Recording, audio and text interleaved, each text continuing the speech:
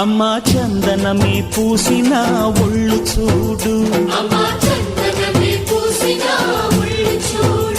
అమ్మా పున్నమి పుట్టిల్లు ఆ కళ్ళు చూడు,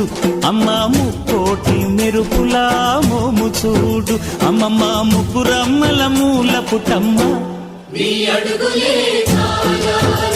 అమ్మా నిప్పుల్ని తొక్కిన నడక చూడు,